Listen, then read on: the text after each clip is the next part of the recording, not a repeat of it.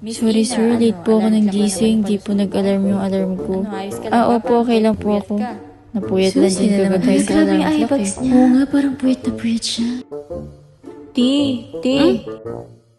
Alam mo, ito yung solusyon sa mga problema mo. Kung puyat ka at late ka nagigising, para sa'yo to. Ito ang Edifier MP260 Multifunctional Portable Bluetooth Speaker. Kung feeling mo malilito ka, ito yung Quick Start Guide.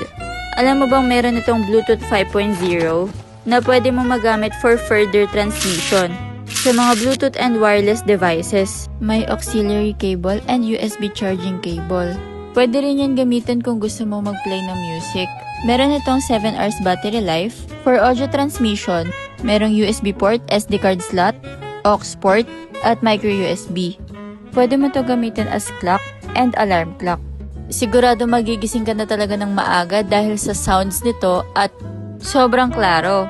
Made of solid wood din pala ito at portable. Kaya ano pang hinihintay nyo? Mag-order na rin kayo dito sa Go Gadgets PH. At pwede rin kayo bumisita. Bye!